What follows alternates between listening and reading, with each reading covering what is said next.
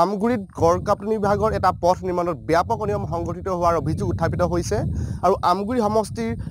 তীখা বেলিমুখীয়া যিটো পথ সেই তীখা বেলিমুখীয়া পথটোত প্ৰায় ৩ কোটি টকা আবণ্টন হৈছিল আৰু এই ৩ কোটি টকীয়া যিটো আবণ্টিত পথ এই আবণ্টিত পথটো নিৰ্মাণত ব্যাপক বিসংগতিৰ অভিযোগ উঠিছে ঠিকাদাৰ বিৰুদ্ধে আৰু সেই ঠিকাদাৰ বিৰুদ্ধে আজি ইতিমধ্যে সৰব হৈ উঠিছে এই যি তীখা বেলিমুখীয়া পথৰ যিসকল আছে ভুক্তভোগী ৰাইজ সেই ভুক্তভোগী ৰাইজসকল আৰু মই পোনে পোনে প্ৰথম এটা দৃশ্য দেখুৱাব বিচাৰোঁ যে এই যি তীখা বেলিমুখীয়া পথ এই তীখা বেলিমুখীয়া পথত যিবিলাক আচলতে কালভাৰ্ট নিৰ্মাণ কৰা হৈছে সেই কালভাৰ্টবিলাক সম্পূৰ্ণ অনিয়ম আৰু দুৰ্নীতিগ্ৰস্তভাৱে নিৰ্মাণ কৰিছে আৰু যিবিলাক পুৰণা কালভাৰ্ট সেই পুৰণা কালভাৰ্টৰ ওপৰতে নতুন কালভাৰ্ট তেওঁলোকে বহুৱাই দিছে আৰু যাৰ ফলত আচলতে এই কালভাৰ্টৰ যিটো আচলতে ম্যাদ সেই ম্যাদ আচলতে কোনো ধৰণৰ আচলতে ম্যাদ নাপাব আৰু যাৰ ফলত আচলতে এই যি পুৰণা কালভাৰ্ট সেই পুৰণা কালভাৰ্টবিলাকৰ ওপৰতে নতুন কালভাৰ্ট বহুৱাৰ ফলত আচলতে যি তেওঁলোকে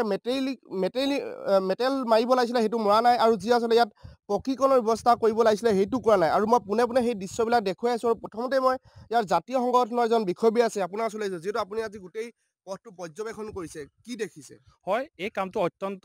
খুব বেয়াকৈ কৰিছে বিশেষকৈ ইয়াত জড়িত আমি গড় কাপ্তানি বিভাগৰ ইয়াত দুখ আছে কিয়নো তেওঁলোকে যিহেতু এই পথটো নিৰীক্ষণৰ বাবে এজন বিষয়াৰ দায়িত্ব দিছে তেওঁ বিষয়াজন থাকোঁতে কেনেদৰে এই ৰাস্তাটো ইমান বেয়া কৰিবলৈ পাৰিছে আমি দেখিবলৈ পাইছোঁ যে ইয়াত মেটেল মাৰিছে কিন্তু মেটেল ইমান পাতলাকৈ মেটেল মাৰিছে আপুনি মানে এই খুব ইয়াত যদি কাৰ্পেটিং কৰি দিয়ে এতিয়া খুব সোনকালে ইয়াৰ পৰা আঁতৰ হৈ যাব আমি ইয়াৰ পৰা আমি এইটো কথাই ভাবিবলৈ বাধ্য হৈছোঁ যে ইয়াত এই দুৰ্নীতিৰ লগত আমগুৰি গড় কাপ্তানি বিভাগৰ বিষয়াসকলো জড়িত হৈ আছে ঠিকাদাৰজনৰ লগতে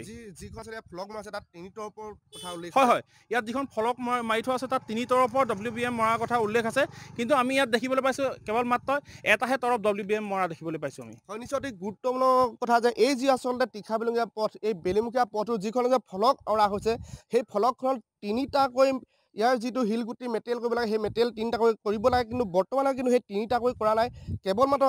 এবাৰেই মেটেল কৰি তেওঁলোকে দায়িত্ব সামৰিছে আচলতে যিজন আচলতে মামু বৰুৱা নামৰ এজন ঠিকাদাৰে এই যিহেতু পথটো তেওঁ নিৰ্মাণ কৰিবলৈ আহিছে নিৰ্মাণ কৰিবলৈ তেওঁ আচলতে ঠিকা কাম পাইছে কিন্তু ইয়াৰ পাছতো বৰ্তমানলৈকে কিন্তু সেই যিগৰাকী ঠিকাদাৰ মামু বৰুৱা কিন্তু বৰ্তমানলৈকে এই যিটো পথ এই পথত তেওঁ বৰ্তমানলৈকে আজি পৰ্যন্ত ভৰি দিয়া নাই বুলি উল্লেখ কৰিছে আৰু এজন স্থানীয় ব্যক্তি আছে আমি তেওঁৰ পৰা পোনে পোনে জানিম কি হৈছে পথটো হয় আমি এই পথটো মানে প্ৰথমে তেওঁলোকে ইয়াত কাম কৰিবলৈ আহিলে আহোঁতে ইয়াত কি হ'ল প্ৰথম JCB লৈ উঠালে গোটেই আলকেটেৰা যি আগৰ মেটেল আছিলে সেইটো এতিয়া সম্পূৰ্ণ ডাঠকৈ উঠাই দিলে সেইটো মৰাৰ পিছত তেওঁলোকে কি কৰিছে মাজতে শিলটো মেলি লাহে লাহে সেই মিলাই গ'ল আমি তেতিয়া ক'লোঁ যে এনেকৈ কৰিলে নহ'ব এইটো আপোনালোকে টুকিত লৈ পেলাই এনেকৈ দি কৰিব লাগিব আৰু ভালকৈ ৰুলাৰ কৰিব তেওঁলোকে ক'লে এইটো এতিয়া কৰি লৈছোঁ আকৌ এবাৰ কৰিম আৰু তেনেকৈ এনেকৈ থৈছে এতিয়া কি কৰিছে তেওঁলোকে এইবাৰ ওপৰতে এটা লগালে হেৰি মাৰিছে কোদৈল এইটো তেল এটা মাৰিছে মাৰি পেলাই ক'ব ভাজি মেলি আনিছে হেৰিটো এইবিলাক শিলগুটিবিলাক তাৰ মেলি দিছে তাৰ আমি এতিয়া বন্ধ কৰি থৈ দিছোঁ ৰাস্তাটো কিমান দিন পৰা বন্ধ কৰি থৈছে আজি পূজাৰ আগৰ পৰা বন্ধ কৰি দিছোঁ দুৰ্নীতি হৈছে সেইটোতো আমি পথটো যেনেকৈ আহিছে 3,82,82,000 এষ্টিমেট আছিলে এই 8.33 তাৰে আকৌ 1.5 কিলোমিটাৰ কাটি দিলে এতিয়া এই ৰাস্তাটোৰ পৰা সত্ৰ সংযোগী পথ বুলি তাৰে 6.5 কিলোমিটাৰ ৰাস্তাত সিমানখিনি পইচা ব্যৱহাৰটো আমাৰ হোৱা নাই সঠিকভাৱে আৰু এইটো আমি পকীকৰণটো কৰিবলৈ হ'লে ভালকৈ কৰিব লাগিব 3 তৰফকৈ মাৰি পেলাই মেচিনে কৰিব লাগিব আমি লেবাৰ লগাই কোনোবা এইটো খলা বমা হৈছে আমি সেইটো মানি নলওঁ তাৰমানে হয় নিশ্চিতভাৱে যে প্ৰধানমন্ত্ৰী গ্ৰাম চড়ক যোজনা আছে এই পথটো নিৰ্মাণ কৰিব লাগিছিলে আৰু এটা কথা ক'বলৈ যে এই পথটো যিদিনা শুভাৰম্ভ হৈছিলে যোৰহাট লোকসভা সমষ্টিৰ সাংসদ তপন কুমাৰ গগৈয়ে তেওঁ শুভাৰম্ভণি কৰিছিলে কিন্তু এটা কথা গুৰুত্বপূৰ্ণ এটা বিষয় যে যিহেতু বিজেপি চৰকাৰ শাসনকালত বিভিন্ন সময়ত আচলতে পথৰ উন্নয়ন হৈ আছে বুলি কৈছে তেওঁলোকে কোনো দুৰ্নীতিমুক্ত অসম গঢ়াৰ আচলতে সপোন ৰচাৰ কথা কৈছে কিন্তু ইয়াৰ বিপৰীতে কিন্তু একাংশ ঠিকাদাৰৰ ময়মতালিৰ কাৰণে আচলতে এই যিবিলাক আচলতে গ্ৰাম্য পথ সেই গ্ৰাম্য পথবিলাক কিন্তু বৰ্তমান দুৰ্নীতিৰে ভৰি পৰিছে আমাৰ মাজত আৰু আছে সংগঠনৰ বিষয়ববীয়াসকল আছে আমি কি দেখিছে আপুনি আজি প্ৰথম কথা হ'ল মই এজন আমগুৰি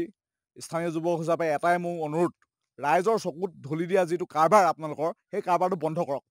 আপোনালোকে দেখা পাইছে আজি সকলোৱে ইয়াত পৰ্যবেক্ষণ কৰিছে স্থানীয় এজন যুৱকে এই কথাটো উল্লেখ কৰিছে যে কালভাৰ নিয়মত কালভাৰ বনোৱাৰ যিটো ছিষ্টেম সেইটো সম্পূৰ্ণ মানে এটা বিসংগতিপূৰ্ণ মানে যিটো আপোনাৰ পুৰণি ইটাতে জাপি নতুন ইটাই আকৌ তেনেকৈ বনোৱা কিছু জেগাত দেখি আহিছোঁ আৰু এইটো যিটো আমি এতিয়া কালভাৰ বৰ্তমান আমি আছোঁ তাৰ কাষতে পুৰণা কালভাৰটো আছে সেই কালভাৰটো উঠোৱাত কোনো তেওঁলোকৰ হেৰি দেখা নাই যদি কালভাৰটো এনেকৈয়ে থাকে অদূৰ ভৱিষ্যতে ৰাস্তাটো ফাট চাট মেলা এনেকুৱা এটা সম্ভাৱনা আমি দেখিছোঁ গতিকে এইখিনি আমাৰ ৰাইজৰ পইচা দি যিটো আজি আমাৰ আমি টেক্স দি আজি আমাৰ বিত্তীয় বিভাগৰ অনুমোদন ক্ৰমে ৰাস্তাটো চেংচন হৈছে গতিকে ৰাইজৰ চকুত ধূলি দিয়া যিটো কাৰবাৰ সেই কাৰবাৰটো বন্ধ হ'ব লাগে আৰু যিগৰাকী ঠিকাদাৰ তেওঁ নিজে আহি ইয়াত উপস্থিত থাকি ৰাস্তাটো যিটো বনোৱা নিৰ্মাণত মানে হস্তক্ষেপ কৰিব লাগে বুলি মই ভাবোঁ মানে। আৰু যিগৰাকী বিষয়া ইয়াত দায়িত্বত আছে তেওঁ সম্পূৰ্ণৰূপে যিটো ইয়াত অনিয়ম হৈছে কিন্তু তেওঁ কিন্তু দায়ী কিন্তু ইয়াত মই এইটো ক'ম। আপুনি কি ক'ব? স্পষ্ট হিচাপে ক'বলৈ গ'লে এই ৰাস্তাটো যিটো তীখাবেলিমুখীয়া ৰাস্তা এতিয়া বৰ্তমান ৰাইজে বন্ধ কৰি থৈছে। আমি দল সংগঠনৰ পৰা স্পষ্ট হিচাপে কৈছোঁ কাম কৰিবই লাগিব তেখেতসকলে। বন্ধ কৰি থৈছে মানে ৰাইজে যি ধৰণে টকা পইচা দিছে চৰকাৰে, যিটো পইচা এৰিছে এই পইচাত কামটো কিন্তু কৰিব লাগিব। কাম বন্ধ কৰি এইটো কাৰণতে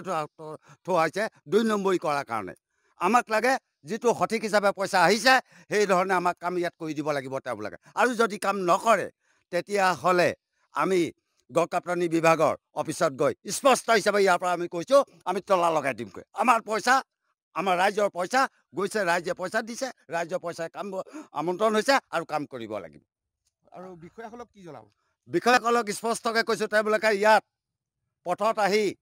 ঠিকাদাৰৰ লগত একত্ৰিত হৈ পেলাই ৰাইজৰ মাজত কামৰ জেগাত আহক। তেওঁলোকে অফিচৰ পৰা তাৰ পৰা ক'লে দি থাকিলে নহ'ব। জেগাত আহিব লাগিব, ফিল্ডত আহি কামৰ জেগাত ৰাইজৰ লগত সহযোগ কৰি কাম কৰিব লাগিব আমাৰ অনুৰোধ। আৰু যদি কাম নকৰে সুদূৰ ভৱিষ্যতত আমি গড়কাপ্তানি বিভাগৰ অফিচত গৈ ৰাইজক লগত লৈ আমি তলা লগাই দিম। এইটো স্পষ্ট। হয় হয়, নিশ্চিতভাৱে আচলতে ক্ষোভিত হৈ উঠিছে ইয়াত যিসকল স্থানীয় লোকে হওক, দল সংগঠনৰ নেতা হওক, তেওঁলোক ক্ষোভিত হৈ উঠিছে। যে ক্ষোভিত হোৱাৰ মূল কাৰণটো হৈছে যে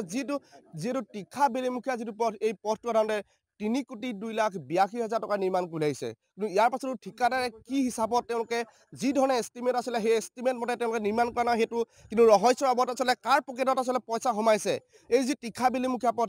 এই পথটো নিৰ্মাণৰ ক্ষেত্ৰত কাৰ পকেটত পইচা সোমাইছে সেইটো কিন্তু অতি তাৎপৰ্যপূৰ্ণ বিষয়, সেইটো অতি লক্ষণীয় বিষয়। যিটো প্ৰশ্ন উত্থাপন হৈছে বিজেপি চৰকাৰৰ শাসনকালত বিভিন্ন সময়ত কৈ থকা হৈছে দুৰ্নীতি নহ'ব, অনিয়ম নহ'ব। কিন্তু আচলতে এই যি দুৰ্নীতিগ্ৰস্ত ঠিকাদাৰ হতুৱাই যিসমূহ আচলতে এই পথ নিৰ্মাণ কৰা হৈছে সেই পথসমূহ কেতিয়া আচলতে দুৰ্নীতিমুক্ত হ'ব সেয়া কিন্তু সময়তহে লক্ষণ হ'ব। আৰু এই ক্ষেত্ৰত যিজন আচলতে শিৱসাগৰৰ মামু বৰুৱা, সেই মামু বৰুৱাৰ ক্ষেত্ৰত আচলতে ৰাজ্যৰ যি গড়কাপ্তানি মন্ত্ৰী আছে সেই গড়কাপ্তানি মন্ত্ৰীয়ে কেনেধৰণৰ ব্যৱস্থা গ্ৰহণ কৰিব সেয়া সময়তহে লক্ষণীয় হৈ উঠিব।